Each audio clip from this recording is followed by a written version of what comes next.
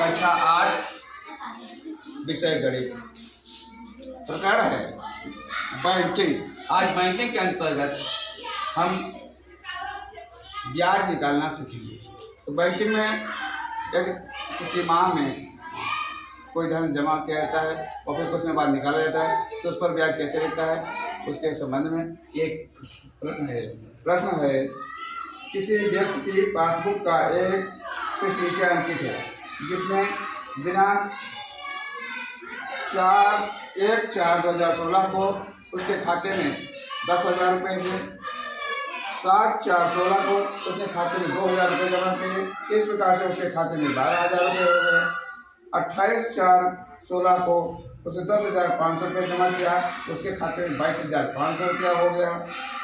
और 5/5/2016 को चेक द्वारा 5,000 रुपया निकाला जिससे उसके खाते में 17,500 बचे। और 10/5/2016 को 400 रुपये उसने निकाला जिससे उसके खाते में 17,100 रुपये बचा।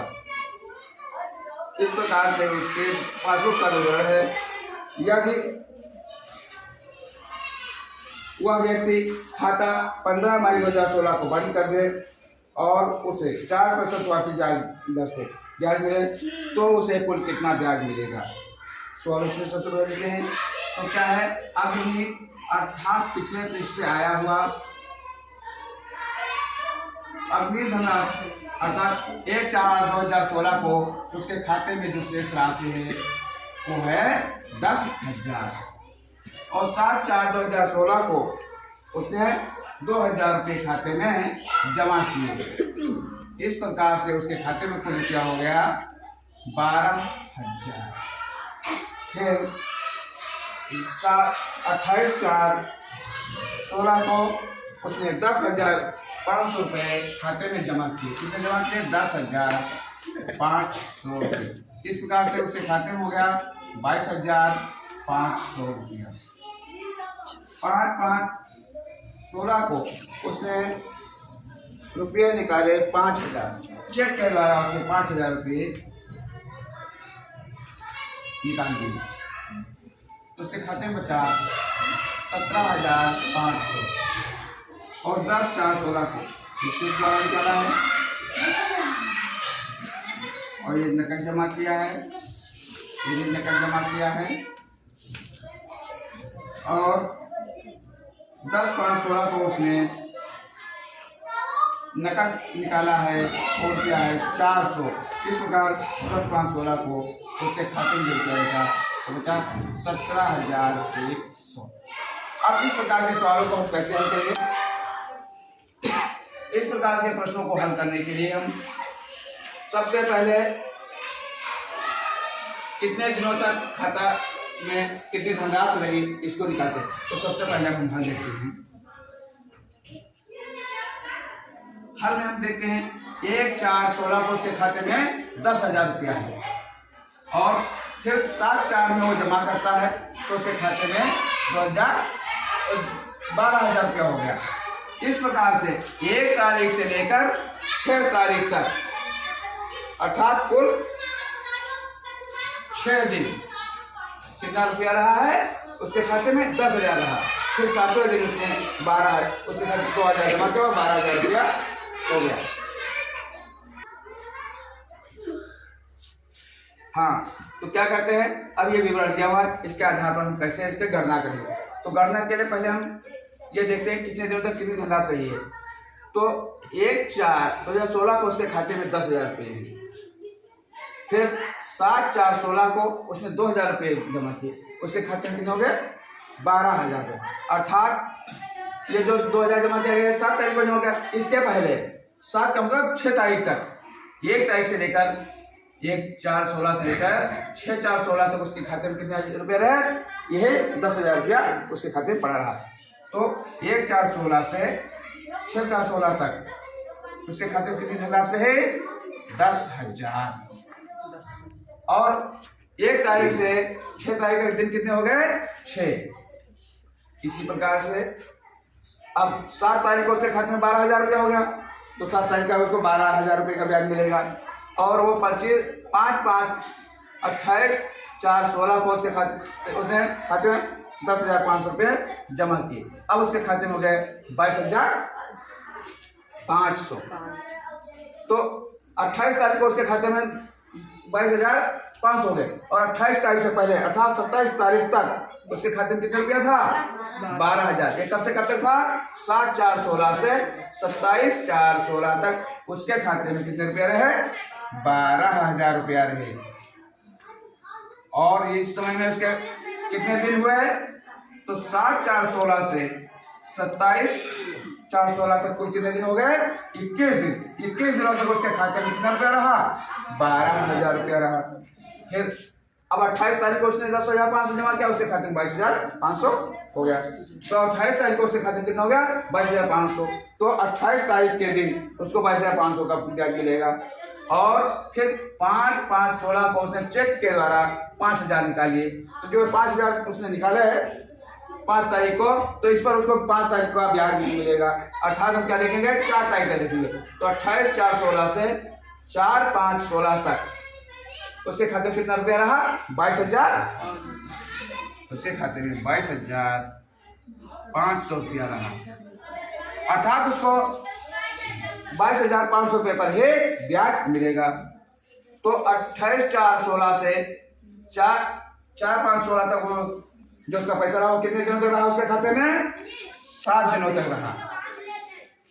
अब आता है 5 तारीख से लेकर 10 तारीख तक। तो 5 तारीख से लेकर 10 तारीख, तो 10 तारीख को उसने क्या क्या है? खाते से 400 रुपये निकाल लिए। तो उसके खाते में कितना बचा? 17,100 रुपया बचा। अर्थात 10 तारीख से पहले अर्थात 9 तारीख तक, 5 तारीख से और 9 तारीख तक उसके खाते में कितने रुपया रहा? 17,500 रुपया उसके खाते में पड़ा रहा। और ये कितने दिनों तक रहा?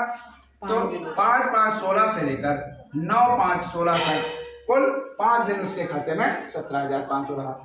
इसके बाद में उसने कोई लेन देन नहीं किया। और 15 मई को अर्थात 15/5/16 को उसने अपना खाता बंद कर दिया। तो जब खाता बंद किया तो 10/5/16 से लेकर और 15 को बंद करा तो 15 का उसको ब्याज मिलना नहीं, उसके पहले अर्थात 14 तक का ब्याज मिलेगा। तो 10/5/16 से 14/5/16 तक तो कितने दिन हो गए?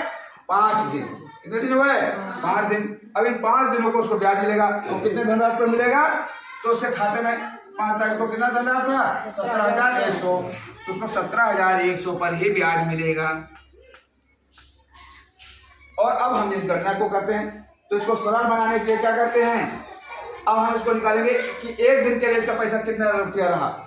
जो 6 दिन में 10,000 रुपया रहा है 6 दिन तक, तो उसको एक दिन के लिए हम माने तो कितना हो जाएगा? 6 से इसको हम गुणा कर देंगे, दिनों की संख्या से गुणा कर देंगे। अगर 60,000 रुपया यदि एक दिन का रहा तो जो जितना भी ब्याज एक दिन का मिलेगा वही 10,000 6 दिन तक रहेगा, तो उसका ब्याज दोनों बराबर मिलेगा। तो हम इसको किससे गुणा करेंगे? दिनों की संख्या से 6 से गुणा कर देंगे। 12,000 21 दिन तक रहा तो इसको 21 से गुणा कर देंगे। 22,500 कितने दिन तक रहा? 7,000 दिन, 7 से गुणा कर देंगे। 17,500 कितने दिन तक रहा? 5 दिनों तक, 5 से गुणा कर देंगे। 17,100 कितने दिनों तक रहा? ये भी 5 दिनों तक रहा तो 5 से गुणा करेंगे। अब इसको गुणा करके लिख लेते हैं। तो ये हो जाएगा 60,000। 10,000 को 6 से गुणा करें 60,000। 21 3 जीरो बढ़ा लेंगे। अब 21 दूनी 42 के 2 हासिल आए 4, 21 के नम 21 और 4 25। इधर गुणा करेंगे 2 जीरो है, 2 जीरो यहाँ लिख लेंगे। फिर बचा 5 7 बचे 35 का 5 हासिल आए 3, 7 दूनी 14 और 3 17 हासिल आए 1, 7 दूनी 14 और 1 15। फिर है ये 5 से गुणा कर देंगे तो 2 जीरो को बढ़ा लेंगे, उतार लिए। अब आगे बचा तो 50 25 का 5 हासिल है 2, 5 7 35 और 2 37 का 7 हासिल है 3, 5 कितने 5 और 3 8। अब इसको इसे गुणा करना है, 2 जीरो उतार लेंगे। 5 कितने 5, 5 7 35 के 5 हासिल है 3, 5 में 5 और 3। ये धनराशि 1 14 1 16 से लेकर 6 4 16 तक 6 दिनों तक जो ये धनराशि रही वो मात्र 1 दिवस के लिए, कितने, 1 दिन के लिए, 1 दिन हेतु, 1 दिन के लिए उसके खाते में कितनी धनराशि रहे, तो जो ब्याज इसको 10,000 रुपये 6 दिनों तक ब्याज मिलता, उतना ब्याज 60,000 रुपया 1 दिन के खाते में है तो मिल जाएगा। इसी प्रकार से 12,000 रुपया जो उसके खाते में किस दिन तक रहे जो ब्याज मिलेगा, उतना ब्याज उसको 2,52,000 रुपया एक दिन खाते में 1,000 रुपया रहे तो मिल जाएगा। इसी प्रकार से गुणा करेंगे और अंत में क्या करेंगे, इस सब को जोड़ लेंगे। तो यहाँ लिखेंगे योग और जोड़ लेंगे, 2 जीरो है, इसको सीधे कराएंगे 0। अब यहाँ से देखो 5 5 10 5 15 का 5 हाथ से लाए 1, फिर यहाँ से 2 1 3 7 3 10 10 7 17 17 5 22 के 2 हाथ से लाए 2 6 2 8 8 5 13 13 5 18 18 8 26 26 8 34 हाथ से लाए 3 3 3 6 3 2 5 1 6। हाँ, अभी इतना समझ में आ गया। तो क्या है, 6,42,500 रुपया आया। ये कितना, 1 दिन उसके खाते में जो रहेगा वो ब्याज मिलेगा, वो उसका 1 4 16 से लेकर 15 5 16 तक खाते में जो ब्याज मिलेगा वो उसको 1 दिन के 1 दिन में ब्याज मिलेगा। अब इस तरह के सवाल लगाएंगे। अब यहाँ देखते हैं साधारण ब्याज पाते सीधे। साधारण ब्याज का सूत्र सभी लोगों को मालूम है, बोलो। ब्याज बराबर होता है मूलधन गुणे दर गुणे समय बटे 100। अब यहाँ देखते हैं मूलधन हमारा कितना है, ये होगा 6,42,500। दर दी हुई है कितनी, 4%, क्या है, वार्षिक। लेकिन समय हमने कितने क्या निकाला है, दिन में निकाला है ना। तो क्या हो जाएगा, इसको एक वर्ष में 365 होते हैं, 365 से भाग करेंगे, कितने प्रतिशत क्या होगा, दिवस प्रतिशत दिवस, प्रति दिन इतना ब्याज पड़ेगा। अब आएगा समय, तो समय कितना है, 1 दिन, ठीक है।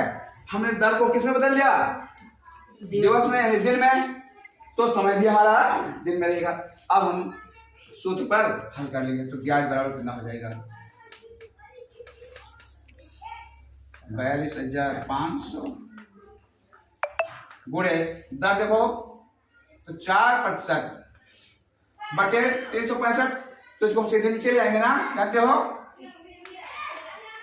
गुणे दिन 1 और यहाँ बटे क्या था 100 जो सूत्र से था। अब इसको हल कर लेंगे। 100 को सीधे काटें तो इसके 2 जीरो, इस 2 जीरो से कट जाएगी, बाकी अब बचा ये 2 लगेगा 6425 गुणे 4 बटे 365। अब डायरेक्ट काट दो तो काट दो, या 5 से काट दो, 5 काट देते हैं, 5 7 35 5 3 15, इसको काटे 5 करने 5 5 दूनी 10 5 8 40 50 25। अब 73 किससे कटेगा, 73 से कटेगा। अब से 73 से भाग भी कर देते हैं, तो 73 से मान भाग दे लो, चाहे ऐसे काट के दे देना। तो 73 कम 73, इसको काट दो, 73 कम 73 चला जाएगा, तो कितना बचेगा यहाँ। अब इसको देखते हो बताए थे, इसी आधार पर निकाल लेते हैं। इसमें से हमने घटाया 73, कितना बचा 5 और 5, फिर आएगा 5। अब देखते हैं तो 5 बार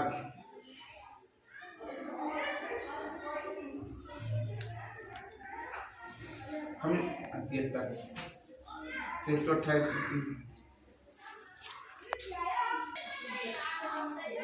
अब इसको इस प्रकार से काटेंगे तो कितनी बार जाएगा, अब ये इसमें 7 बार पढ़ा जाएगा और ये दशमलव में आएगा, इसमें आएगा दशमलव में आएगा, तो 7 बार लगभग जा रहा है।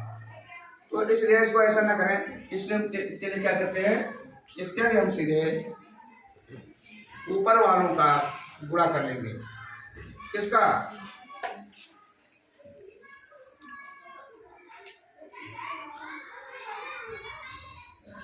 ये हम गुणा करेंगे 1285 गुणे 4/73 बचा 73। अब इन दोनों का गुणा करके 4 पंचे 20, 4 8 32, 34 और 4 दूनी 8, 3 11, 4 बटे 3। अब इसको भाग दे करके आसानी से निकाल देंगे। जब इसको हम इसे भाग देंगे तो उत्तर हमारा आएगा 70.41।